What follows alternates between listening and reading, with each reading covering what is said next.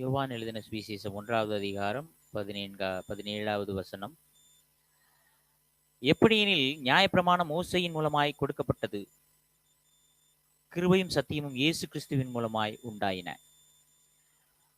தேவன் பழைய ஏற்பாட்டு காலத்திலே ஒவ்வொரு நாளும் இஸ்ரேல் ஜனங்களுடன் உடன்படிக்கையின் மூலமாய் ஆபிரகாம் காலத்திலிருந்து ஆரம்பித்து ஆதாம் ஆரம்பித்து ஆபிரகாம்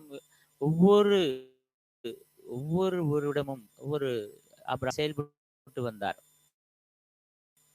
அந்த தேவன் நம்முடைய தேவனாய் இருக்கிறார். பழைய உடன்படிக்கை, புதிய உடன்படிக்கை.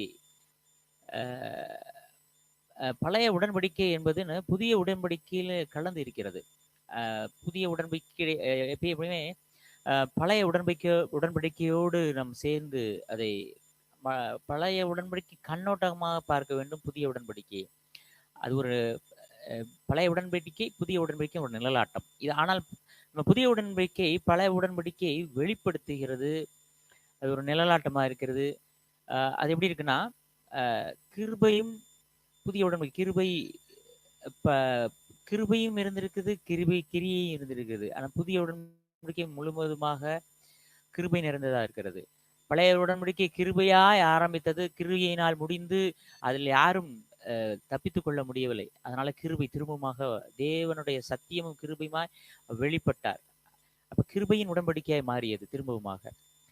இது ஆகையால் தான் அந்த ஆபிரகாமுடைய காலத்திலே இஸ்மவேல்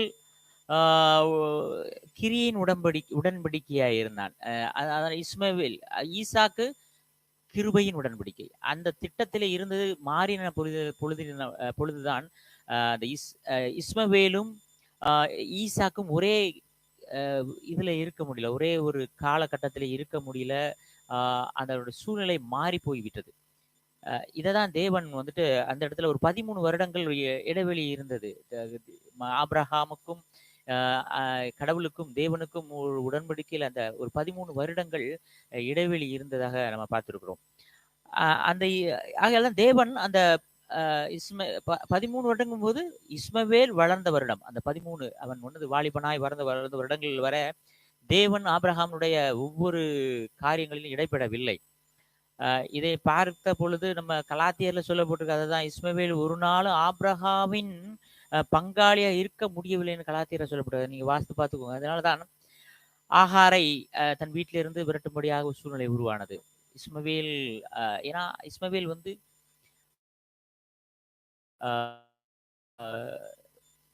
கிரியினாலே வெளிப்பட்டவன். தன்னுடைய சுயத்தினாலே, ஆபிரகாமின் சுயத்தினாலே தேவனுடைய ஆசீர்வாதம் இருக்கும் என்பது நினைத்து இஸ்மவேல். புதிய உடன்படிக்கை பழைய உடன்படிக்கை வாயிலாக பார்ப்போம்.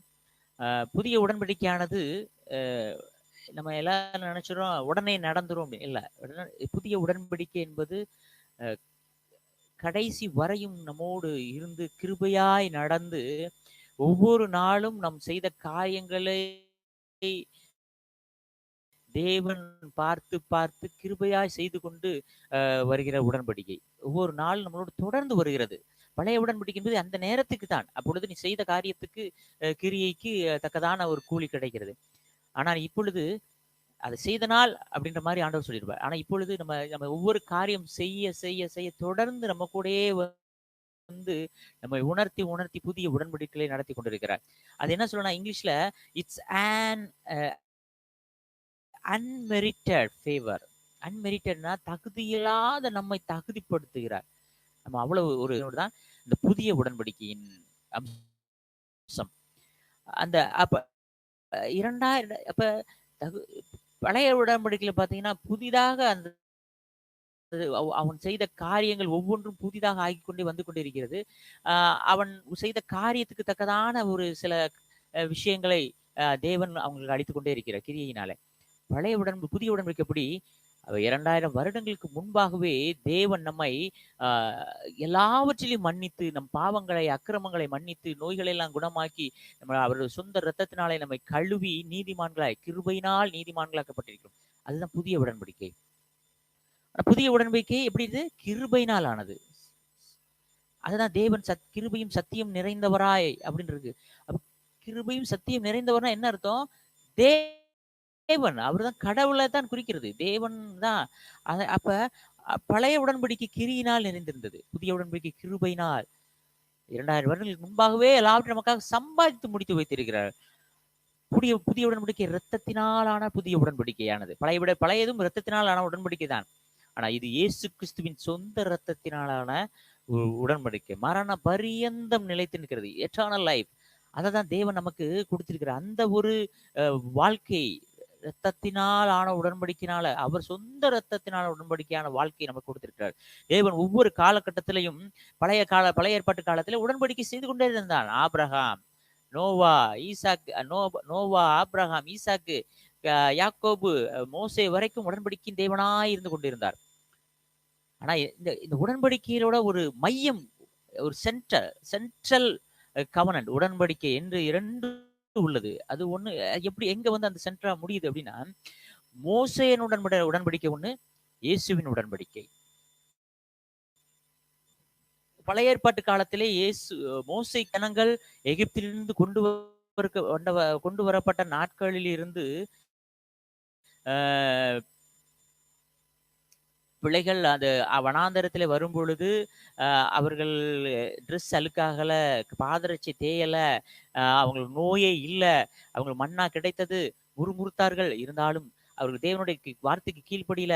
அது அப்ப அந்த பழைய ஏற்பாட்டு காலம் முழுவதும் ஆபிரகாம், இது ஏதேன் தோட்டத்திலே ஆதாம் காலத்தில் இருந்தே ஆபிரகாம் அப்படி சந்ததி வந்து இஸ்ரேல் ஜனங்களை மோசே கூட்டி வந்திருந்த காலத்திலிருந்தே அந்த கிருபையின் உடன்படிக்கை இருந்து கொண்டே இருந்தது. அவர்கள் அங்க எகிப்து தேசத்துல பல ஆண்டு காலங்கள் அடிமையா இருந்தாலும் தேவனுடைய கிருபை அங்க சூழ்ந்து கொண்டதுனால அவருடைய ஜெபம் கேட்கப்பட்டது, அவர்கள் கூக்குரல் கேட்கப்பட்டது. ஒரு டைம் வந்தது, அந்த இடத்துல தேவன் வந்து மோசை அனுப்பி விடுதலையாய் கூட்டி. அதுதான் கிருபையினோட. அப்ப மோசையின் உடன்படிக்கைன்னு ஒண்ணு இருக்கு, இயேசுவின் உடன்படிக்கை.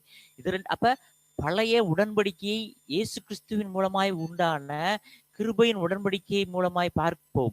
அது எப்படி இருக்கு, அந்த புதிய உடன்படிக்கையும் பழைய உடன்படிக்கையும் எப்படி இணைக்கப்பட்டிருக்குது, அது எப்படி அது இன்டர்லிங்க் எப்படி இருக்குன்னு நம்ம அதை பார்க்க போறோம். மிகவும் முக்கியமானது மேஜரா சொல்லப்பட்டிருக்கிறது உடன்படிக்கை எது என்பதுனா புரிந்து கொள்ள வேண்டும். மேஜரா உடன்படிக்கை என்ன? அப்பொழுதுதான் நம்ம இந்த பழைய உடன்படிக்கை புதிய உடன்படிக்கை மூலமாய் பார்க்கும் பொழுது விசுவாச அப்பதான் தேவன் மேல் நம்ம கொண்ட விசுவாசம் எப்படிப்பட்டது என்பதை நம்ம அந்த விசுவாசத்தின் அடித்தளத்தை நம்ம உணர்ந்து கொள்ள முடியும். ஏன் விசுவாசிக்கணும் அப்படின்றத நம்ம அந்த அடித்தளத்தை உணர்ந்து கொள்ளும். அப்பொழுதுதான் என்ன இப்ப அந்த அன்மெரிட்டட் ஃபேவர், தேவன் நம்ம தகுதியில்லாத நம்மை தகுதிப்படுத்தியிருக்கிறார்ன்ற அந்த ஒரு விசுவாசத்தை, அந்த ஒரு கிருபையை நாம் புரிந்து கொள்ள முடியும். பழைய உடன்படிக்கை மோசையின் உடன்படிக்கை, மோசைக் கவனன்ட் அப்படின்னு இங்கிலீஷ்ல சொல்லப்பட்டிருக்கும் சொல்லுவாங்க. அது மோசை மூலமாய் வந்தது என்று சொல்லப்பட்டிருக்கும். சீனாயின் உடன்படிக்கை, சீனா மலையிலே வந்ததனால் சீனாய் உடன்படிக்கை, 10 கட்டளை கொடுத்த லா, அப்பொழுதுதான் ஒரு சட்டம் பிறப்பிக்கப்பட்டது. பழைய உடன்படிக்கை மோசையின் மூலமான அந்த உடன்படிக்கை, அந்த சீனாய் மலையில் வந்த உடன்படிக்கை 10 கட்டளை ஒரு பிரமாணத்தை உருவாக்குகிறது. அது இப்பொழுது அந்த 10 கட்டளை, ஏன்னா கலாத்தியர் 3:13 சொல்லப்படி நியாயப்பிரமாண சாபங்களுக்கு நம்மை நீங்களாக்கி மீட்டு கொண்டார். அப்ப 10 கட்டளை இப்பொழுது வழக்கில் இல்லை, கிரியினால். அதை அந்த 10 கட்டளையும் நாம் நிறைவேற்றினால்தான் தேவன் நம்மளை ஆசீர்வதிப்பார் என்ற கிரியை அல்ல. தேவன் எந்த நேரத்திலையும் உங்கள் செய்த காரியங்களுக்காக அல்ல, அவர் கிருபையினால் நீங்க செய்த காரியங்களை, நீங்கள் செய்த பாவங்களை மன்னிக்கிறவராயிருக்கிறார். அப்ப அந்த என்ன அப்சொலீட் அப்படின்றாங்க. அப்சொலீட்னா வழக்கு அந்த வழக்கு இல்லாம போயிட்டு அந்த 10 கட்டளைகள், சட்டம். ஏன்னா 10 கட்டளை வந்த பிறகுதான் சட்டம் உருவாயிட்டு. நீ அதை செய்யணும், இதை நீ பின்பற்றணும், இதை இப்படி செய்யக்கூடாது, பெற்றோர்கள் கனம் பண்ணணும், பொய் சொல்லக்கூடாது, பொய் சாட்சி சொல்லக்கூடாது, இச்சையா இருப்பாயாக, கட்டளை பிறக்க ஆரம்பித்தது. உடன்படிக்கையின் காலம் அது. அப்ப என்ன, மோசையின் உடன்படிக்கை வரும்பொழுதுதான் 10 கட்டளை உருவாகிறது, லா, பிரமாணம் உருவாகிறது. இப்பொழுது இயேசு மூலமாய் வந்த உடன்படிக்கை எப்படிப்பட்டது? கிருபையின் உடன்படிக்கை. அங்க வந்து கிரியையினால உடன்படிக்கை செய்தார். நீ இந்த காரியங்களை செய்தால் உனக்கு இந்த காரியங்கள் நடக்கும், நீ தேவனாய், நான் உன் தேவனாய் இருப்பேன், என்னுடைய கட்டளைகளை கீழ்ப்படிந்தால் நீ என்னுடைய பிள்ளையாய் இருப்பேன்னு கட்டளையின் மூலமாய் தேவன் உடன்படிக்கையை கொடுக்கிறார். ஆனா இது கிருபையின் உடன்படிக்கை. எப்படிப்பட்டதா? எப்பொழுது ஒவ்வொரு நாளும் நம்மோடே இருந்து நமக்குள் வாசம் செய்து கொண்டிருக்கிற தேவன் கிருபையாய் உடன்படிக்கை அந்த கிருபையின் உடன்படிக்கை பின் தொடர்ந்து கொண்டே இருக்கிறது. சமாதானத்தின் உடன்படிக்கை. அது பீஸ், உடன்படி, சமாதானத்தின் உடன்படிக்கை, பீஸ் ஆஃப், அது அது கவனன்ட், அந்த கவனன்ட் பீஸ் கவனண்டா மாறுது. எப்பொழுதும் நம்மளுடைய சமாதானத்தின் தேவன் நமக்குள் வாசம் செய்கிறார். இந்த உடன்படிக்கை நம்ம வாழ்கிறோம். இப்பொழுது இரண்டிற்கும் உள்ள வித்தியாசத்தை நம்ம பார்ப்போம். யோவான் 1:17 திரும்ப வாசிப்போம். எப்படி எனில் நியாயப்பிரமாணம் மோசையின் மூலமாய் கொடுக்கப்பட்டது, கிருபையும் சத்தியமும் இயேசு கிறிஸ்துவின் மூலமாய் கொடுக்கப்பட்டது. அப்ப நியாயப்பிரமாணம் மோசையின் மூலமாய் கொடுக்கப்பட்டது, கிருபையும் சத்தியமும் இயேசு கிறிஸ்து. கிருபையும் சத்தியமும் தமிழ்ல போட்டிருக்கு. அதை கிரேக்க மொழி பதத்துல பார்க்கும் பொழுது கிருபையும் சத்தியமும் ஒரே அர்த்தம் தான். அந்த ஒரே அர்த்தத்தை ரெண்டையும் பார்க்க என்ன பண்ணுது, யோவான் 1:14 பார்ப்போம். கிருபையும் சத்தியமும் ஒண்ணுதான்றதுக்கு அந்த வார்த்தை, அப்ப என்னது, கிருபையும் சத்தியம், சத்தியம்ன்றது வார்த்தை. அந்த வார்த்தை மாம்சமாகி கிருபையினாலும் சத்தியத்தினாலும் நிறைந்தவராய் நமக்குள்ளே வாசம் செய்கிறார். அப்ப யாரு? இயேசு கிறிஸ்து ஆவியானவர் கிருபையினாலும் சத்தியம் நமக்குள் வாசம் பண்ணுகிறார். அப்ப பழைய புதிய ஏற்பாடுல என்னது, கிருபையும் சத்தியம் என்னது ஒரே காரியத்தை தான் குறிக்குது. எபிரேய பதத்துல பார்க்கும் பொழுது கிருபையும் சத்தியம் என்னத்தை குறிக்கிறது? தேவனை தான் குறிக்கிறது. இயேசு கிறிஸ்துவை மையமாக கொண்ட அதுதான் புதிய உடன்படிக்கை.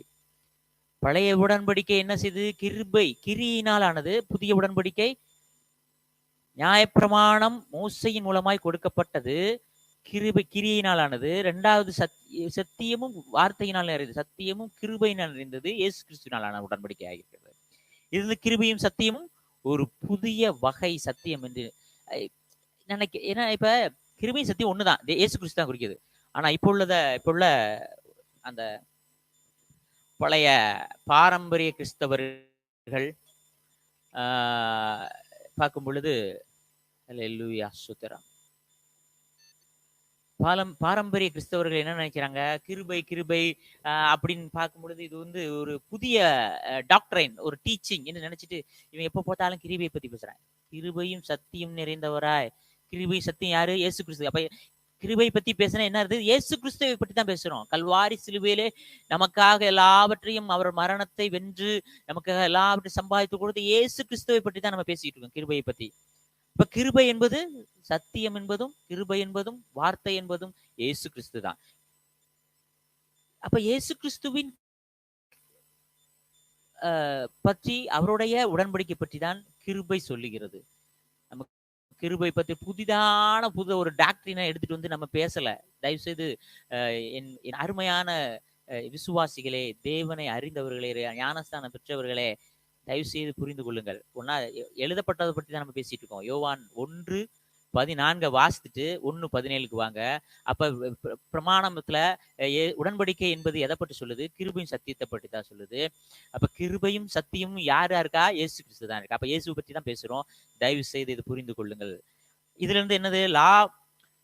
லா என்பது மோசையின் உடன்படிக்கையிலிருந்து கொண்டு வரப்பட்டது. கிருபை என்பது இயேசு கிறிஸ்துவனுடைய உடன்படிக்கையில் கொண்டு வரப்பட்டது. இப்பொழுது உள்ளது என்னது? கிருபை சத்தியம் நிறைந்த இயேசு கிறிஸ்துவனுடைய கிருபையை பற்றின உடன்படிக்கை. கிருபையா தேவன் கொடுத்த நம்மளுடைய அந்த ஒரு சத்தியத்தை பற்றி நாம் பேசிக்கொண்டிருக்கிறோம். இதுல வந்து சட்டங்கள், சடங்காச்சாரங்கள் கிடையாது. சட்டம் என்பது என்ன? அதை செய், இதை செய்யக்கூடாது அப்படின்றது கட்டளை பிறக்கப்பட்டதுதான் அந்த நியாயப்பிரமாணம். அது சட்டங்களும் சடங்காச்சாரம். நீ இப்படி செய்தால் இப்படி செய்யணும், பலி கொடுக்கணும், பலி எடுத்து ரத்தத்தை அங்கே தெளிக்கணும், இங்க கூட அது சடங்காச்சாரம். அது வந்து என்னன்னா கிரியையினாலான உடன்படிக்கையினும் பலியா மாறியது. ஆனா நம்ம புதிய உடன்படிக்கை எப்படிப்பட்டதா இருக்கிறது? தேவன் நமக்கு கொடுத்த கிருபையின் உடன்படிக்கை. இதுல சட்டங்கள் கிடையாது, பிரமாணங்கள் கிடையாது, சடங்காச்சாரங்கள் கிடையாது. தேவன் கிருபையும் சத்தியம் நிறைந்தவரை நமக்குள் வாசம். அப்ப அவர் நமக்குள் வாசம் செய்கிற ஆலயமாக நம்ம இருக்கிறோம். அப்படி இருக்கும் பொழுது நம்ம இடத்துல என்ன இருக்கிறது? நம்மளுடைய தகுதியை தேவன் பார்ப்பதல்ல, நாம் செய்த கிரியைகளை பார்ப்பதல்ல, நாம் செய்த உபவாசத்தை பார்ப்பது, நாம் செய்த நன்மைகளை, நமக்கு தேவன் கொடுத்த தாளந்துகளை, வரங்களை பார்ப்பதல்ல. அவர் கிருபையாய் நமக்கு எல்லாவற்றையும் மன்னித்து நம்மை தேவன் ஒவ்வொரு நாளும் ஆசீர்வதித்துக் கொண்டே இருக்கிறார். ஆபிரகாமின் உடன்படிக்கை எப்படி இருந்ததாம்? மோசேயின் உடன்படிக்கை, அந்த பிரமாணம் கொடுக்கப்பட்டதற்கு முன்பாக இருந்தது எப்படி ஆபிரகாம் உடன்படிக்கை எப்படி இருந்ததோ அதே வரைக்கும் அந்த பிரமாணம் கொடுக்கப்பட்டது, 10 கட்டளை கொடுக்கப்பட்டது, அந்த எப்பொழுது லா கொடுக்கப்பட்டதோ அதற்கு முன்பாக இருக்கும் வரை மோசேயின் உடன்படிக்கை அப்படியே தொடர்ந்து கொண்டேதான் இருந்தது. ஆபிரகாம் அப்படித்தான். ஆபிரகாம் தன் சொந்த தேசத்தை விட்டு இனத்தை விட்டு நீ நான் காண்பிக்கிற தேசத்துக்கு வான்னு 12:1-3 வரை பாசித்தீங்கன்னா இருக்கும். ஆனால் அங்கு தன் தேசத்தை விட்டு வரும் பொழுது லோத்து தன் சகோதரனை கூட்டிக் கொண்டு வந்தான். அங்கு தப்பு நடந்தது. அங்கு கூட்டிக் கொண்டு வந்தால் அங்கு அது நிமித்தமாக லோத்தும் ஆசீர்வதிக்கப்பட்டான். இருந்தாலும் தேவன் அவருடைய பிள்ளைகளை கண்டுக்கல. கிருபை அங்க வந்தது. சாராளை சகோதரி என்று சொல்ல சொன்னாங்க. அங்க அங்கேயும் அவர் பொய் சொல்கிறார். கிருபை வந்தது. அந்த பார்வோன் மூலமாகவே அவனுக்கு ஆசீர்வாதம் கிடைச்சது. கிருபை வந்தது. செல்வ சீமானா மாறினான். கிருபை வந்தது. ஒவ்வொரு காலகட்டத்திலையும் தேவன் கிருபையினால் தான் அவர்களை ஆசீர்வதித்துக் கொண்டே வந்தார். அந்த இடத்துல கிரியை இல்ல. கிரி இருந்தாலும் தேவன் ஒவ்வொரு நாள் வழி நடத்தி கொண்டு வரும் பொழுது அவருடைய கிருபை எப்படி சூழ்ந்து கொண்டிருந்தோ அப்படிதான் மோசேயின் காலத்துல இருந்தது. இஸ்ரேல் ஜனங்களை ஆசீர்வதித்தார். ஆபிரகாமிற்கு அவர் எல்லா காலகட்டத்திலும் ஆபிரகாமிற்கு அப்பொழுதே தீர்க்க தரிசனமாய் தேவன் சொன்னார். எப்படி சொன்னார்? உன்னுடைய ஜனம் அங்க அடிமைப்படுவார்கள். எகிப்திலே அடிமைப்பட்டு இருக்கிற காலத்துல அவங்க கூக்குரல் கேட்டு நான் அவர்களை விடுதலையாக்கி இஸ்ரேல் ஜனங்களை கொண்டு வருவேன், பாலும் தேனும் ஓடுகிற தேசத்திற்கு கொண்டு வருவேன் அப்படின்னு தீர்க்க தரிசனமாய் திட்டம் தெளிவாய் அவங்களுக்கு கட்டளை கொடுத்தார். அந்த கட்டளையின் போதுமே அப்பொழுதுமே ஒரு தீர்க்க தரிசனம் என்ன சொல்றாரு? சங்கீதம் 105:7 வசனம் பாத்தீங்கன்னா, சங்கீதம் 105:37 வசனம், அப்பொழுது அவர்களை வெள்ளியோடும் பொன்னோடும் புறப்பட பண்ணினார், அவர்கள் கோத்திரங்களில் பலவீனப்பட்டவன் ஒருவனும் இல்லை. இதை அவர் அப்பொழுது தீர்க்க தரிசனமா நிழலாட்டமாய் ஆபிரகாமுக்கு சொல்லியிருந்தார். ஆபிரகாம் சொன்னதை சங்கீதக்காரன் அங்க சொல்லுகிறான். வெள்ளியும் பொண்ணுமா அது இன்னொரு வசனம் அங்க ஏற்கனவே சொல்லப்பட்டிருக்கு. அதை நம்ம பார்த்திருக்கிறோம். வெள்ளியும் பொண்ணுமா கொண்டு வந்தாங்க. அங்க பலவீனமாய் ஒருத்தரும் இல்லை. என்ன போட்டிருக்கு? கோத்திரங்களில் பலவீனப்பட்டவன் ஒருவனும் இல்லை. இதை பார்க்கும் பொழுது தேவன் எப்படி கிருபை நிறைந்தவர் அப்படின்னு பாக்குறோம். அவர் பலவீனப்பட்டவர் ஒருவரும் இல்லை என்று சொன்னா அவங்க பழுகி பெருகினார்கள் என்று சொல்லப்பட்டிருக்கிறது. அந்த 40 வருடம் வந்த நாட்களில் பழுகி பெருகினார்களாம். தேவன் ஒவ்வொரு பெண்களையும் அது வரலாறு ஆசிரியர்கள் சொல்கிறார்கள், இரட்டை குழந்தைகளாகவும் ட்ரிபிள்ஸ் ட்வின்ஸ் அப்படி பிறந்தாங்களாம். அப்படி ஒரு பெருக்கத்தை தேவன் கொடுத்தாராம். இப்ப பலவீனமே இல்லாத ஒரு வனாந்தரத்திலே கொண்டு வந்தாராம் தேவன் இஸ்ரேல் ஜனங்களை. அப்படி ஒரு கிருபை நிறைந்தவராய் அவர்களை ஆசீர்வதித்துக் கொண்டே வந்தார்.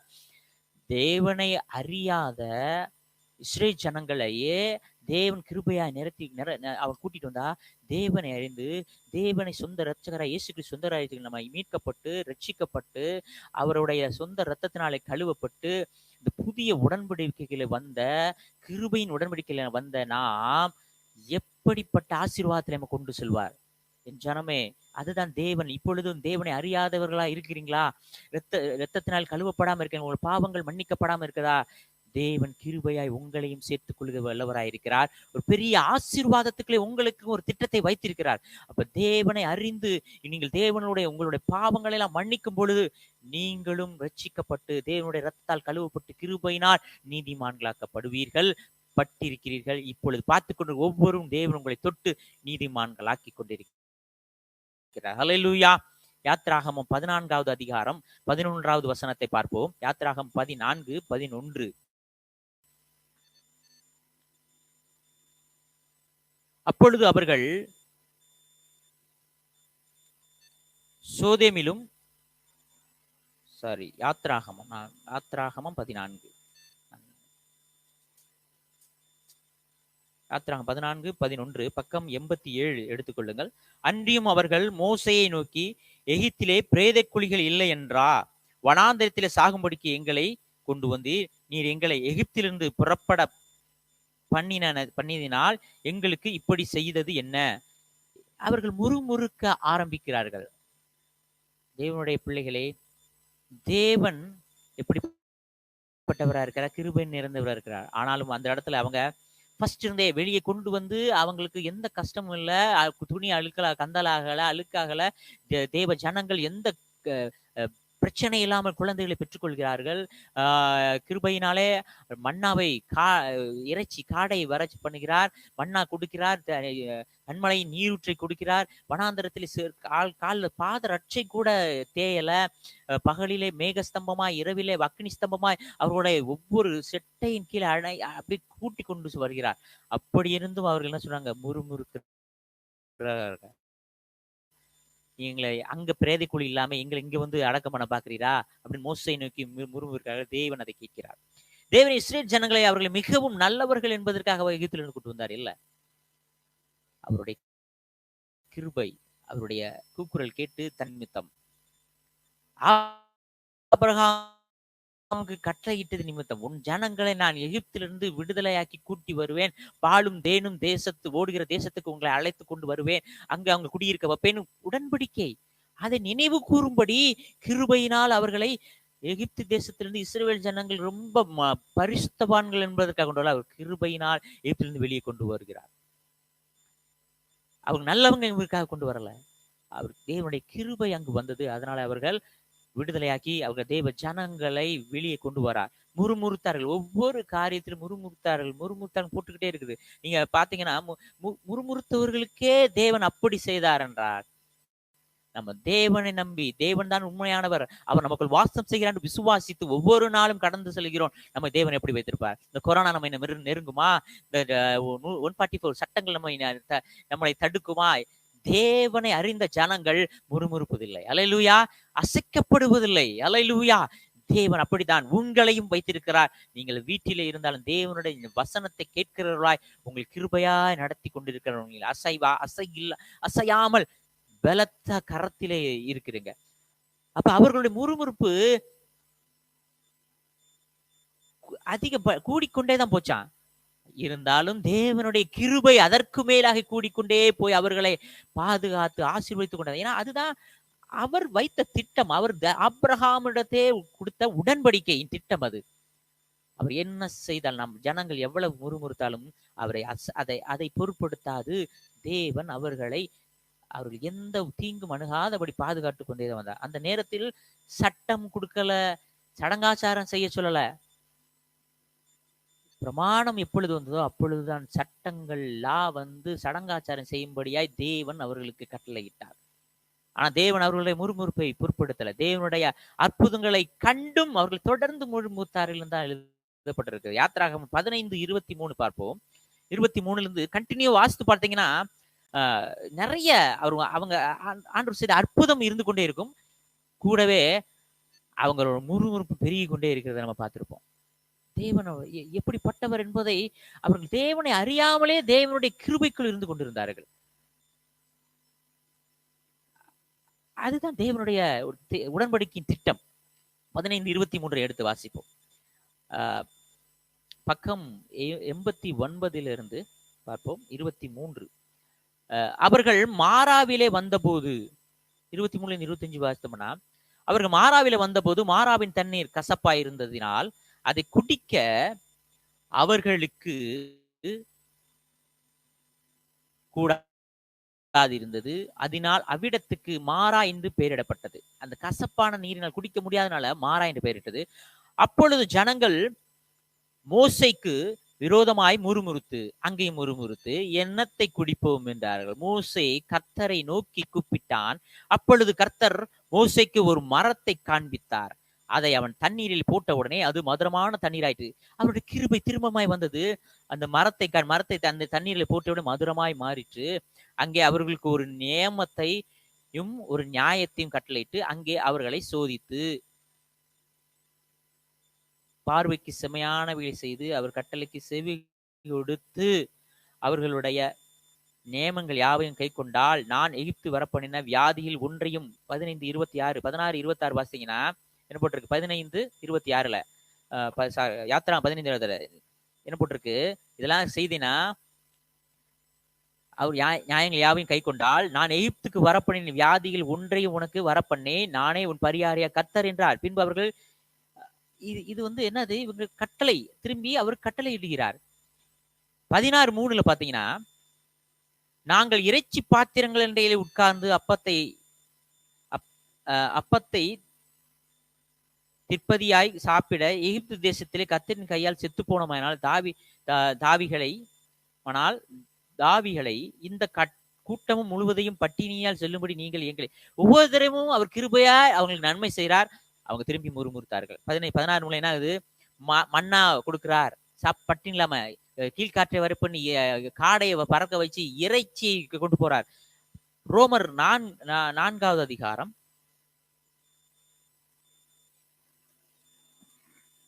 4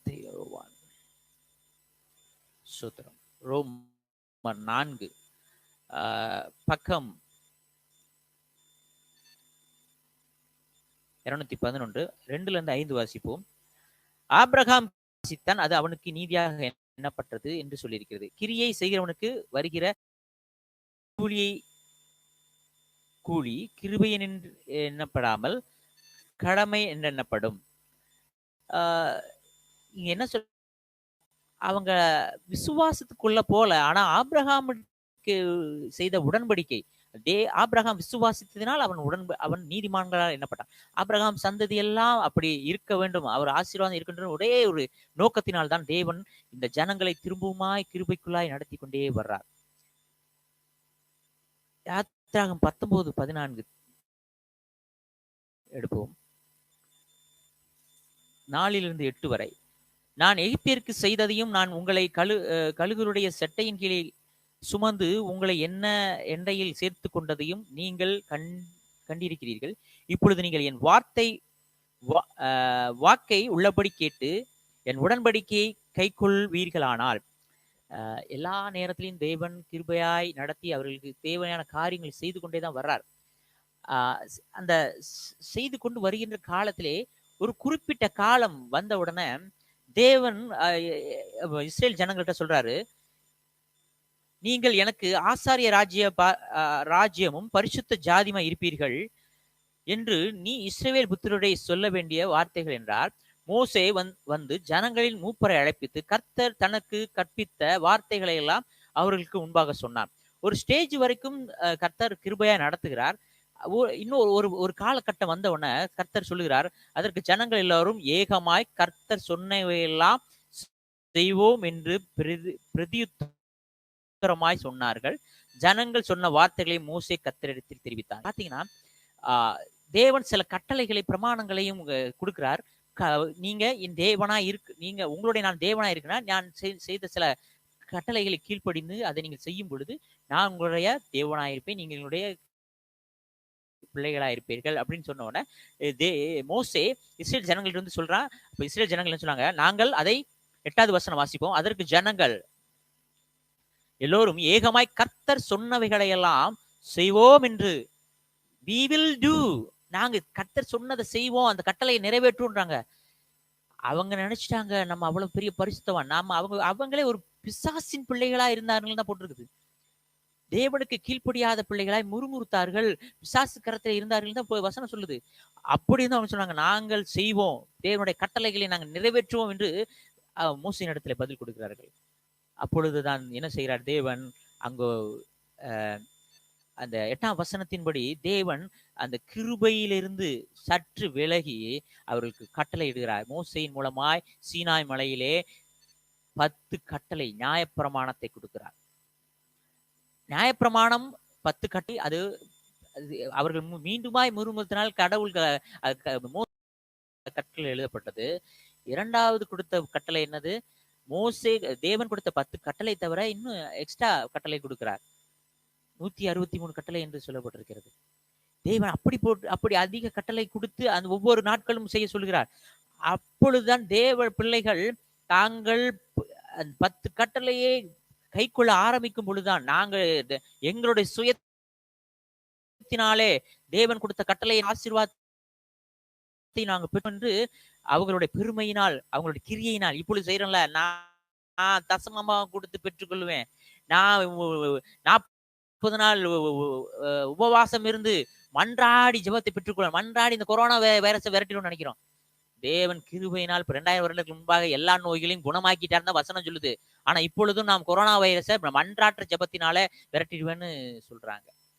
தயவு செய்து மக்களே, கிருபை நமக்குள்ளு, கிருபையும் சத்தியம் நிறைந்தவர் நமக்குள் வாசம் செய்து கொண்டிருக்கிறார். நம்ம எத்தீங்கு பண்ணுவார் தேவனுடைய பிள்ளைகளுக்கு. ஹல்லேலூயா.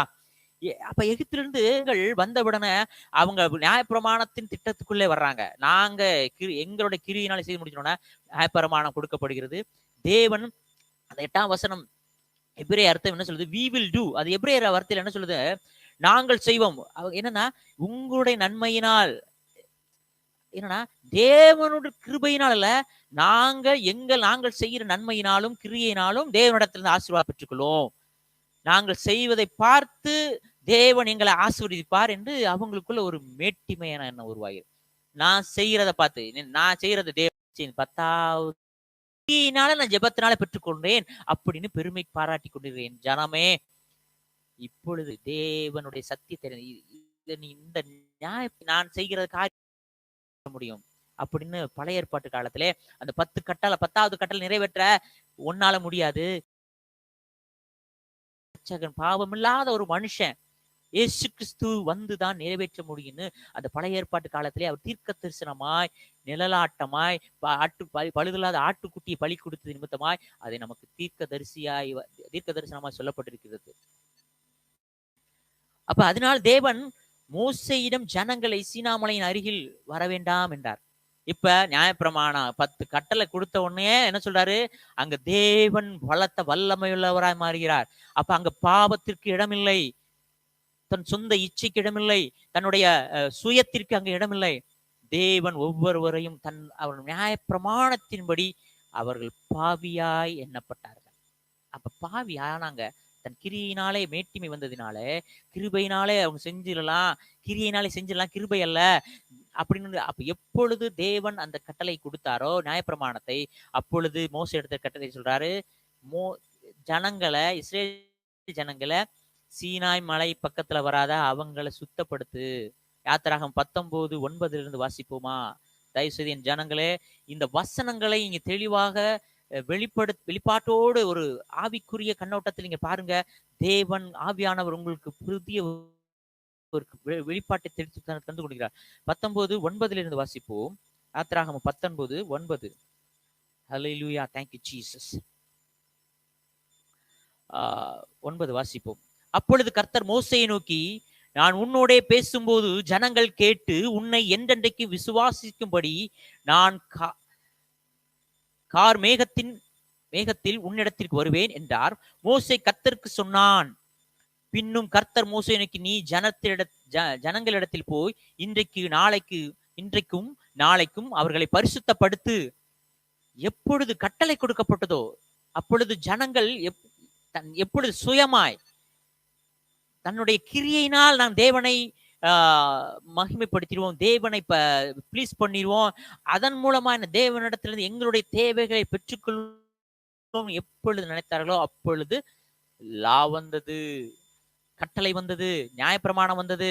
அப்ப தேவன் எப்படிப்பட்டவரா மாறினார்? பரிசுத்தம் உள்ளவராய் எல்லாரிடத்தையும் முகமுகமாய் பேசிக்கொண்டு இருந்த நேரத்துல தேவன் அப்பொழுது கட்டளை வந்தவுடன் என்ன வந்தது? தேவன் அந்த நியாயப்பிரமாணத்தின் சாபம் அவங்களுக்கு வந்ததுனால அவர்கள் பாவியாக எண்ணப்பட்டார்கள். பாவின்றதை விட அவங்க செய்ய முடியல, அதனால அவங்க நீதிமான்களாக்க முடியல. கிரியை அவங்களை நீதிமான்களாக்கப்பட முடியவில்லை. அதனால அவங்க தேவனிடத்தில் சேர முடியல. அவங்க மேல் அவங்க செய்த காரியம் என்ன, பாவமா மாறினது. அப்ப அவங்க சீனாய் மலை பக்கத்துல வரக்கூடாதுன்னு சொன்ன உடனே தேவன் மோசையின் மூலமா ஜனங்களுக்கு கட்டளையிட்டார். இன்னும் கர்த்தர் மோசையை நோக்கி, நீ ஜனத்தில் போய் தங்களை கர்த்தருக்கு சொன்னார் வார்த்தைகளை. பின்னும் கர்த்தர் மோசேயை நோக்கி, நீ ஜனத்திலே போய் இன்றைக்கும் நாளைக்கும் அவர்களை பரிசுத்தப்படுத்து. அவர்கள் தங்கள் வஸ்திரங்களை 94வது பக்கம் எடுத்துக்கொள்ளுங்க. வஸ்திரங்களை தோய்த்து 3ஆம் நாளைக்கு ஆயத்தப்பட்டிருக்கிறவர்கள் 3ஆம் நாளில் கர்த்தர் சகல ஜனங்களுக்கும் பிரத்யட்சமாய் சீனாமலையின் மேல் இறங்குவார். அங்க சீனாமலையில் இறங்குவார். ஜனங்களுக்கு சுற்றிலும் நீ ஒரு எல்லை குறித்து. சீனாமலைக்கு மோசே போனா கிருபையின் காலத்துல, கிருபையா தேவன் எல்லாவற்றையும் செய்து கொண்டிருக்கும். சீனாமலைக்கு மோசே போனா அங்க நியாயப்பிரமாணம் கொடுக்கப்பட்டது. ஜனங்களிடத்திலே தேவன் பேசினார். அவர்கள் செய்த காரியங்களை தேவன் பொருட்படுத்தவில்லை. அவர்கள் தேவையை சந்தித்துக் கொண்டிருந்தார் கிருபையாய். ஜனங்களுக்கு சுற்றிலும் நீ ஒரு எல்லையை குறித்து அவர்கள் மலையில் ஏறாதபடிக்கு, மலையில ஏற வேணான்ட்டாரு, ஏறாதபடிக்கு அதன் அடிவாரத்தை தொடாதபடிக்கு, மலையின் அடிவாரத்தை கூட தொடக்கூடாதுன்னு கட்டளையிடுறார். எச்சரிக்கையா இருங்கள் என்று அவருக்கு சொல். மலையை தொடுகிறவன் எவனும் நிச்சயமாகவே கொல்லப்படுவான். அங்க கிருபை இல்லாம கிரியையினால அங்க நியாயப்பிரமாணத்தின் உடன்படிக்கை வந்தது. மலை தொட்ட எவனாவிலும் நிச்சயமாக கொல்லப்படுவான். இதுதான் தேவன் சவால் விட்டார். இயேசு கிறிஸ்து மட்டும்தான் இவர்களுக்கெல்லாம் பரிகாரம், இவர்களுக்கெல்லாம் தீர்வு என்று வெளிப்படுத்தப்பட்டதங்க. நீ வந்தா, நீ இஸ்ரேல் ஜனம், நீ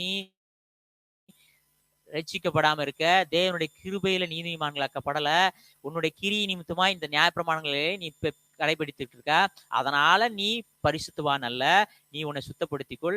சுத்தப்படுத்தினாலும் நீ மலையை தொடாத, அடிவாரத்தை தொடாத, அதை தொட்டால் கூட எவனாகிலும் கொல்லப்படுவான்னு சொல்றது.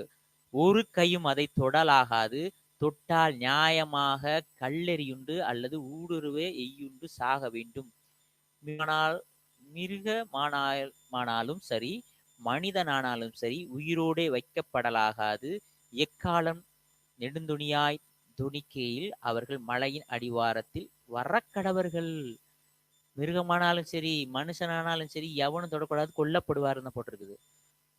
அப்ப கிருபை அங்க போய் கிரியை எப்பொழுது நியாயப்பிரமாணம் கொடுக்கப்படும், என்னுடைய கிரியையினால நான் தேவனை மகிமைப்படுத்துறேன், தேவனை ப்ளீஸ் பண்ணிடுவேன், தேவனிடத்துல எல்லா காரையும் பெற்றுக்கொள்ளணும் எப்ப நினைக்கிறோமோ அப்பொழுது தேவன் வல்ல பராக்கிரமசாலியா மாறுகிறார்.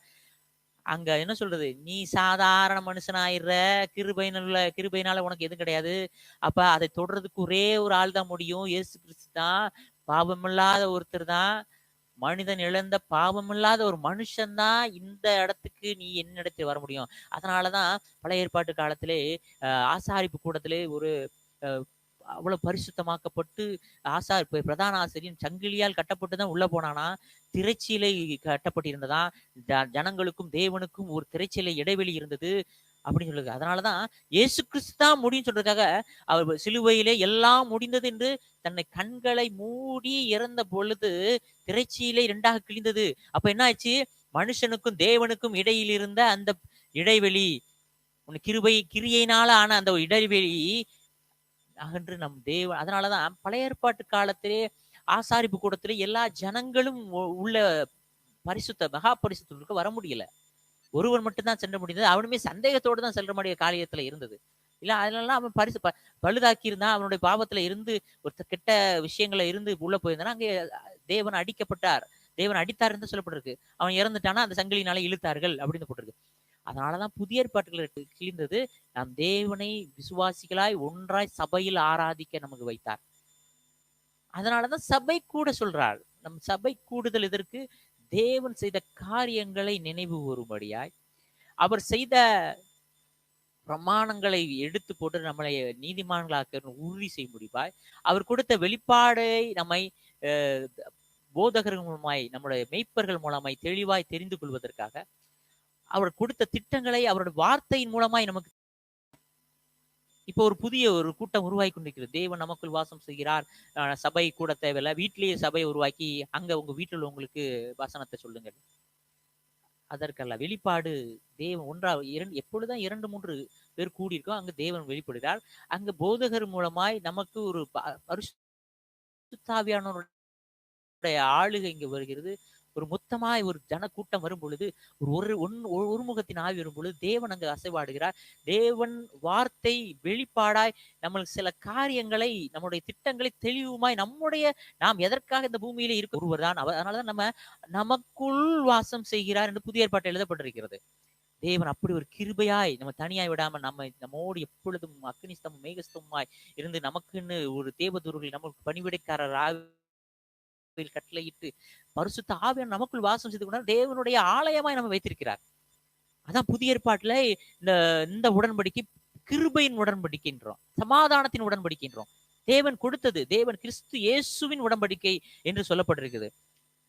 அதனாலதான் பழைய ஏற்பாட்டை புதிய ஏற்பாட்டோட ஒரு கண்ணோட்டத்தோட பார்க்கணும். புதிய ஏற்பாட்டையும் சரி பழைய ஏற்பாட்டையும் சரி அதன் மூலமாக பார்க்கும் பொழுது நம் விசுவாசத்தின் அடிப்படை என்ன, அப்ப தேவனை விசுவாசித்ததினால் தான் நீதிமான்களுக்கு படிக்கணும். அப்ப இங்கேயும் புதிய ஏற்பாட்டு காலத்தில் விசுவாசி அப்படின்னு தான் தேவன் சொல்கிறார். நம்ம எவ்வளவு தேவனிடத்துல விசுவாசம் உள்ளவர்களாக இருக்கணுமோ அவ்வளவு நம்முடைய தேவனுடைய வார்த்தைகளும் சரி, அவருடைய அசைவாடுதல், அவர் நம்மளை நடத்துதல் சரி, எல்லாமே பெருகி கொண்டே போகும். தேவன் திட்டம் தெளிவா நம்மளோடு பேசிக்கொண்டே இருப்பதை நம்ம முடியும். அதனால எல்லாரும் சேர்ந்து ஆராதிக்க தேவன் விரும்புகிறார். கிருபை சத்தியம் நிறைந்த பழைய ஏற்பாட்டுல கிருபை இருக்கிறது, சத்தியமும் இருக்கிறது. ஆனா அவங்க எடுத்துக்கொள்ளல. கிரியையினாலே அப்படின்னு ஒரு முடிவு எடுத்ததுனால அவங்க எல்லா பாவம் செய்வதற்களாய் ஒருவர் கூட நீதிமான்களாக்கப்படலாம். நீதிமான்கள் என்று அவங்க நிரூபிக்க முடியல. ஆனா நம்முடைய தேவன் கிருபை நிறைந்தவராய், சத்தியம் நிறைந்தவர் நமக்குள் வாசம் செய்து கொண்டிருக்கிறார். அவர் கிருபையினாலே நம்ம 2000 வருடம் கிருபையினாலே நம்மை ரட்சிக்கப்படுகிறா, பாவங்களை மன்னிச்சிருக்கான்றதுக்காக இந்த புதிய ஏற்பாட்டு காலத்திலேயே இப்பொழுது தேவன் நம்மை மன்னிச்சிட்டாரு, அப்படி கிருபை நம்ம சூழ்ந்து கொண்டு இருக்குன்றதுக்காக நம்ம திரும்ப திரும்ப பாவம் செய்து செய்து செய்து நான் பரலோகத்துக்கு போயிடலாம்னு நினைக்க முடியாது. அவர் அது எதற்கு? கிருபையும் சத்தியம் நிறைந்த நமக்கு வாசம் செய்கிறார். அதனால நம்ம பாவத்தை நம்ம மன்னித்து நம்ம நீதிமான்களுக்குன்றது எதற்கு உறுதி செய்கிறார்? இனிமேல் நம்ம பாவம் செய்ய விடாது அந்த கிருபை. ஆனா துணிகரமா செய்தோம்னா அது நம்ம நம்ம பரலோகத்துக்கு போயிட்டு ஆசீர்வாதமா இந்த பாவத்தின் சம்பளம் மரணத்தினது அந்த பூமியில உள்ள ஆசீர்வாதம் பெறாமல் இருந்துட்டு, நான் ஆண்டவர் கிருபை நிறைந்தன்னு சொல்றீங்களே, எனக்கு இந்த ஆசீர்வாதம் வரல, நான் பரலோகத்துக்கு ஏன் போக முடியாத சூழ்நிலை இருக்கு அப்படின்னு நம்ம அதை நீங்க சொல்லுனா அதை நம்ம எதுவும் ஏற்றுக்கொள்ள முடியாது. நம்ம கிருபையிலே வாழ்ந்தோம் என்றால் நம்முடைய செய்கைகள் பாவத்திற்கு நம்மை கொண்டு செல்லாது, பாவம் செய்ய விடாமல் தடுத்து கொண்டே இருக்கும். நம்முடைய விசுவாசம், பரிசுத்த ஆவியினுடைய ஆளுகை, தேவ பிரசன்னம் நம்மை பாவத்திற்கு கூட நம்மை கொண்டு செல்லாது. அதைதான் தேவன் நமக்கு புதிய உடன்படிக்கை கொடுத்திருக்கிறார். அதனால யோவான் 1:17 என்ன சொல்லி இருக்குது? திரும்பவுமே ஒரு தடவை வாசிப்போம். யோவான் 1:17. எப்படியெனில் நியாயப்பிரமாணம் மோசையின் மூலமாய் கொடுக்கப்பட்டது, கிருபையும் சத்தியம் இயேசு கிறிஸ்துவின் மூலமாய் தான் கொடுக்கப்பட்டது. இப்பையும் கிரியை அல்ல, கிருபையும் சத்தியமும் ஒன்றுதான், இயேசு கிறிஸ்து. அவர் மூலமா தான் நம்மளுக்கு இந்த புதிய உடன்படிக்கை கொடுக்கப்பட்டிருக்கிறது. இந்த உடன்படிக்கை என்ன சொல்லுது? நீ கிரியையினால எவ்வளவு பண்ணினாலும் கர்த்தாவே உன்னை அறியேன் என்றாரு. தேவனுடைய சாயலை ஒத்தவர்களாய் இருக்கணும். தேவன் எப்படி இருக்கிறாரோ அதை ஒத்தவர்களாய், அன்பு, மன்னிப்பு எல்லாம் நம்ம இடத்துல இருக்கும் பொழுதுதான், அப்பொழுதுதான் தேவன் அவர் கிரியை அல்ல கிருபையினால் நம்மை சூழ்ந்து கொள்கிறவராய் மாறுகிறார். தேவனுடைய பிரமாணம் என்பது என்ன? அவர் விதைப்பும் மறுப்பும். அந்த விதைப்பு நம்ம என்ன செய்கிறோமோ அதை தான் இருக்க போகிறோம். அப்ப நம் தேவனுடைய கிருபையிலே இருந்தால் மட்டும்தான் தேவன் நன்மையானதை நம்ம செய்ய வைக்கிறார். கிருபைதான் நம்மை நன்மை செய்ய வைக்கிறது. நான் நல்லவன் என்பதற்கல்ல, நான் பரிசுத்தவான் என்பதற்கல்ல, நான் இதை கொடுக்கிறேன், இதை செய்கிறேன், இதை பிரியப்படுத்துகிறேன் என்பதற்கல்ல. அவர் கிருபைதான் நம்மை நன்மையானதை செய்ய வைக்கிறதே தவிர நன்மை செய்ததினால் நம்ம ஆசீர்வதிக்கப்பட்டோம் என்பதல்ல. அவர் கிருபையினால் தான் நம்ம ஆசீர்வதிக்கப்பட்டிருக்கிறோம். இது கிருபையின் உபதேசம் அல்ல. கிருபையும் சத்தியம் இயேசு கிறிஸ்துவின் உடன்படிக்கையின் உபதேசம். கிருபை என்பது பழைய ஏற்பாட்டு காலத்தில் கிருபை தான் இருந்தது. அதை தான் இப்பொழுது புதிய ஏற்பாட்டு காலத்தை அந்த கிருபையை நமக்கு திரும்பவுமாய் பெற்றுக் கொடுத்திருக்கிறார். கிருபையாய் நம்மோடு வாசம் செய்து கொண்டிருக்கிறார். கிருபையும் சத்தியம் நிறைந்தவர் நமக்குள் வாசம் செய்து கொண்டிருக்கிறார். நல்லா பாருங்களேன். அதனாலதான் இஸ்மவேலும் ஈசாக்கும் ஒரே நேரத்துல இருக்க முடியல அந்த நேரத்துல. அதனால 13 வருஷம் தேவன் யாருக்குமே அதை புரிந்து கொள்ள முடியல. 13 வருடம் இப்ப ஆபிரகாம் அசைவாடல், ஆபிரகாம் பேசல. ஏன்னா ஆபிரகாமுடைய கிரியை தான் என்னால முடியும், நான் பெற்றுக்கொள்கிறேன், ஒரு குழந்தையை பெற்றுக்கொள்கிறேன், தேவனுடைய உடன்படிக்கைக்கு அப்பாற்பட்டு விரோதமாய் ஆகாரின் மூலமாய் இஸ்மவேலை பெற்றார். எப்பொழுது ஈசாக்கின் மூலமாய் ஆபிரகாம் தேவனுடைய உடன்படிக்கையின் பிள்ளையாய், ஆவிக்குரிய பிள்ளையாய் ஈசாக்கு வந்தானோ, அப்பொழுது 2 பேரும் சேர முடியாம இருந்தது. 13 வருடம் ஒன்னும் பேச முடியல. அப்பொழுது வந்த பிறகுதான் அங்க ஒன்னா இருக்க முடியாதுன்னு இருக்கக்கூடாது என்பதற்காக தான் இஸ்மவேல் வெளியேற்றப்படுகிறான். ஒவ்வொரு காலகட்டத்திலையும் தேவன் கிருபையா இருந்து இஸ்ரேல் ஜனங்களை அதனாலதான் இஸ்ரேல் ஜனங்கள் ஆபிரகாமுக்கு அந்த கொடுக்கப்பட்ட உடன்படிக்கையை நிறைவேற்றும்படியா இஸ்ரேல் ஜனங்கள் எத்தனை வருட ஆண்டு காலம் அடிமையா இருந்தாலும் அத்தனை வருட காலம் கழித்தும் அவருடைய தேவனுடைய கிருபை சூழ்ந்து கிருபை வந்து அவர்களை பாலும் தேனும் ஓடுகிற தேசத்துக்கு ஜனத்தை அழைத்து கொண்டு போனது. இப்படிதான் நம்ம தேவனுடைய கிருபைக்குள் வாழ்கிறவர்களாய் இருக்க வேண்டும். கிரியை அல்ல, நாம் தேவனுடைய கிருபைக்குள். தேவன் சிலுவையில செய்த காரியம் கிருபையாய் செய்த காரியம். ஆபிரகாமின் ஆசீர்வாதம். அதனாலயா கலாத்தியர் 3:14 ஆபிரகாமின் ஆசீர்வாதம். கலாத்தியர் 3:14 ஒரு தடவை உங்கள்ட்ட வாசிக்க விரும்புகிறேன். ஏன்னா திரும்ப திரும்ப இதை பேசினாலும் இந்த காரியம் உங்களை பலப்படுத்தும். தேவன் எதற்காக இந்த திட்டத்தை வைத்தார், எதற்காக இந்த ஜனங்களிடத்துல ஒவ்வொரு ஜனத்தையும் ஆசீர்வதித்து வந்தார்? கிருபையினாலே. நியாயப்பிரமாணம் கொடுக்கப்பட்ட பிறகுதான் அவங்களுடைய அவங்க கிருபையில் அவங்க கிரியையிலே நாங்க செஞ்சிருவோம், அவர் கட்டளையை நாங்க நிறைவேற்றுவோம்னு எப்ப அவங்க சுயத்தினாலே செய்ய ஆரம்பித்தாங்க, அப்பொழுதுதான் நியாயப்பிரமாணம் கொடுக்கப்பட்டது. நியாயப்பிரமாணம் கொடுத்த நிமித்தமாக தான் தேவனுக்கும் ஜனங்களுக்குள்ள ஒரு இடைவெளி உண்டது, பாவத்தின் நிமித்தமாக. அதனாலதான் 3:14 ஆபிரகாமுக்கு உண்டான ஆசீர்வாதம் கிறிஸ்து இயேசுவினாலே புறஜாதிகளுக்கு வரும்படியாக இஸ்ரேல் ஜனங்களுக்கும் நம்மை போல புறஜாதிகளுக்கும் ஆவிக்குரிய நம்மை மாற்றினார். அப்ப ஆபிரகாமின் இதுதான் திட்டம். ஆபிரகாமும் செய்த உடன்படிக்கை, ஆபிரகாமுக்கு கொடுக்கப்பட்ட அந்த திட்டம், ஆபிரகாமின் ஆசீர்வாதம் நமக்கு வந்து வலிக்க முடியாது. அதனாலதான் தேவன் அவர் சிலுவையிலே வெற்றி சிறந்தார். சிலுவையிலே நம்மை மன்னித்தார், பாவங்களை எல்லாம் மன்னித்து. ஏன்னா சீனாய் மலையை தொடக்கூடாதுன்னு சொன்ன தேவன் இஸ்ரேல் ஜனங்களை அப்ப யார் தொடணும் முடியும்? பாவம் இல்லாத மனுஷன் வந்து பலி ஆன பிறகுதான். அப்ப அங்க இயேசு கிறிஸ்து வந்து பலி ஆன பிறகுதான் அந்த கிருபையும் சத்தியம் நிறைந்தவராய் நமக்கு எல்லா பாவங்களையும் நீக்கி, ஏதேன் தோட்டத்திலே ஆதாம் எப்படி கிருபையாய் ஏதேன் தோட்டத்திலே வாழ்ந்தானோ, முகமுமாய் தரிசித்தானோ, அந்த ஒரு இளைப்பாறுதலுக்குள்ளே தேவன் வந்திருக்கு. அப்ப நம்ம ஒவ்வொரு காலகட்டத்திலையும் நாம் பாடுகளோடோ இல்லை கஷ்டங்களோடோ ஏன்னா நம்மளுடைய தேவன் இந்த உலகத்திலே நம்ம வெற்றி சிறந்தரா வைத்து நம்மளுக்கு அதிகாரத்தை கொடுத்திருக்காலும் பிசாசின் ஆளுகை இருக்கிறதுனால தேவனை நெருங்க விடாம நம்மளுக்கு வைத்து கொண்டுறான். அவன் ஏன்னா அந்தகார லோகாதிபதியோட நம்மளுக்கு போராட்ட பாடுகள், இந்த பாடுகள் கொரோனா இருந்தாலும், ஷட் டவுனா லாக்டவுனா இருந்தாலும், தேவனுடைய கிருபை 2000 வருடங்களுக்கு முன்பாக கிருபையா எல்லாவற்றையும் நமக்கு மீட்டு கொடுத்து நம்ம கரத்திலே கொடுத்து கிருபையும் சத்தியம் நிறைந்தவராய் நம்மளுக்குள் வாசம் செய்து கொண்டிருக்கிறார். தேவனுடைய வலது பாரத்தில் இயேசு கிறிஸ்து இன்னும் நமக்காக மன்றாடி கொண்டிருக்கிறார். அப்ப கிருபை இப்பொழுதும் நம்மை சொல்லிக் கொண்டிருக்கிறது. என் ஜனங்களை, இப்பொழுதும் தேவனை அறியாதவர்களா இருக்கீங்களா? இந்த செய்தியை கேட்டுக்கொள்ள நீங்கள் குடும்பத்தில் உள்ள நினைத்துக் கொள்ளுங்கள். ரட்சிக்கப்படாத மக்களை நீங்க கொஞ்சம் நீங்க தேவனுடைய பிரமாணத்தை அறிந்து கொள்ளுங்கள். கிருபை பிரமாணம் அல்ல, கிரியின் பிரமாணம் அல்ல, கிருபையின் பிரமாணத்தை வாழ்ந்து கொண்டு கிருபையின் உடன்படிக்கை, சமாதானத்தின் உடன்படிக்கை, இயேசு கிறிஸ்துவினுடைய புதிய இரத்த உடன்படிக்கையில் நாம் வாழ்ந்து கொண்டிருக்கிறோம். இயேசு கிறிஸ்துடைய இரத்த உடன்படிக்கையில் வாழ்ந்து கொண்டிருக்கிறோம். அந்த கிருபை நம்ம இப்பொழுது பெரிய ஒரு இரத்த கோட்டைக்குள்ளே இருக்கிற கிருபை, சமாதானத்தின் கிருபை, எந்த தீங்கும் அணுகாத ஒரு சூழ்நிலையில் நம்ம தேவன் வைத்திருக்கிறார்.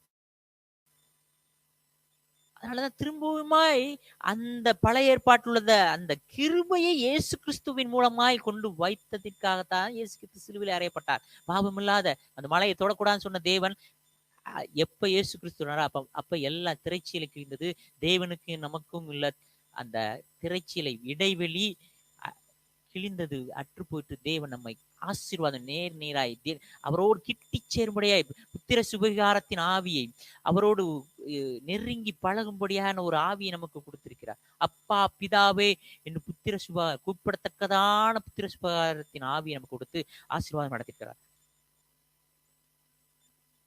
இது கிருபையின் உபதேசம் அல்ல, கிருபையும் சத்தியம் இருந்த இயேசு கிறிஸ்து நமக்குள் வாசம் செய்ய. அப்ப இயேசு கிறிஸ்துவ பத்தின உபதேசம் அதான் கிரேக்க பதத்துல அப்படிதான் சொல்லப்பட்டிருக்கிறது. இதை எடுத்து தமிழை மட்டும் படித்து கொண்டு கிரேஸ் ஹைப்பர் கிரேஸ்ன்னு சொல்லி கொண்டு அதை அவங்க சொல்றவங்களை தப்பா பேசி கொஞ்சம் அதை அவங்க இன்னும் சத்தியத்தோடு பேசும்பொழுது தேவன் அவர்களையும் ஆசீர்வதிப்பார். யாரையும் புல்லாங்கா பேசிட வேண்டாம் தயவு செய்து. தேவன் நீங்க பேசுறதுனால நீதிமான்களாக்கப்படுகிறோமா? நாம அவங்களை குறை கூறுவதனால அவர்கள் நீதிமான்களாக்கப்படுகிறார்களா? இல்ல, அவருடைய கிருபை. எந்த நேரத்தையும் அவருடைய கிருபை தான். ஒரு ஹைப்பர் கிரேஸ் அப்படின்னு பேசுறவனை பத்தி நீங்க விலக்கி வைக்கிறதுனால நீங்க நீதிமான்களாக்கப்பட்டுருவீங்களா?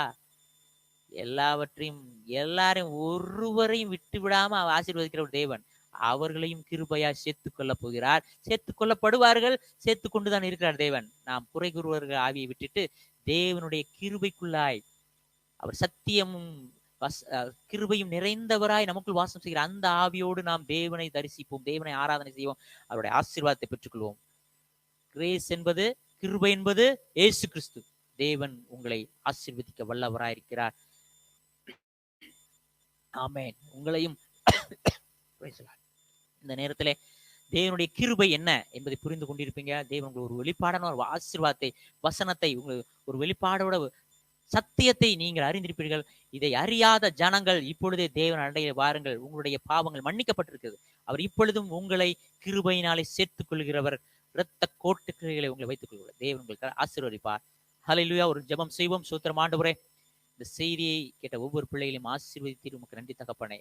நீ கிருபையும் சத்தியம் நிறைந்தவராய் எங்களுக்குள் வாசம் செய்கிறேன் நாங்கள் விசுவாசிக்கிறோம். எங்கள் விசுவாசத்தின் அடிப்படை நீ எங்களை கிருபையாய் ஆசீர்வதித்திருக்கிறீர். எங்களுடைய கிரியை இல்லை என்பதை நாங்கள் உணர்ந்திருக்கிறோம் ஆண்டவரே. இப்பொழுதும் எங்களுடைய கிரியை அல்ல, உங்களுடைய கிருபை மட்டுமே எங்களை வாழ வைத்துக் கொண்டிருக்கிறது. ஹல்லேலூயா. உம்முடைய சுத்த கிருபை, நாங்கள் நிற்பதும் நீர் நிற்பதும் உடைய சுத்த கிருபை என்பதை நாங்கள் விசுவாசிக்கிறோம். இனிமே நாங்கள் விசுவாசமுள்ள பிள்ளைகளாய், கிரியை அல்ல கிருபையினாலே நாங்கள் நீதிமான்களாக்கப்பட்டு நாங்கள் விசுவாசிக்கிறோம். எல்லா ஆசீர்வாதம் எங்களுக்கு எல்லாம் பழிக்கும்படியா நீங்க செய்ததை நாங்கள் அப்படியே விசுவாசிக்கிறோம் ஆண்டவரே. இது மூலமாய் ரட்சிக்கப்படாத ஜனங்களை எல்லாம் உங்களுடைய பரிசுத்த ஆவியின் ஆளுகளை வைக்கிறோம். அவர்கள் உங்களுடைய ஜனங்களாய், உங்களுடைய ராஜ்யத்துக்கு பிள்ளைகளாய் வந்ததற்காக நன்றி தகப்பனே. இப்படியே புதிய உடன்படிக்கைகளை அவர்கள் வந்ததற்காக நன்றி தகப்பனே. அவர்கள் ரட்சிப்பின் பாதையிலே உங்களுடைய வசனம் தொட்டு, உங்களுடைய உயிர்த்தெழுந்த வல்லமை இப்பொழுது உச்சந்தலை உள்ளங்கால் வரை தொட்டு எல்லா பலவீனமான பாதையையும் குணமாக்கி உம்முடைய பிள்ளை என்று உம்முடைய இரட்சகராய் ஏற்றுக்கொண்டார்கள் என்று விசுவாசிக்கிறோம். வெள்ளத்தால் எடை கட்டுங்க. இயேசுவின் பிதாவே. ஆமென், ஆமென்.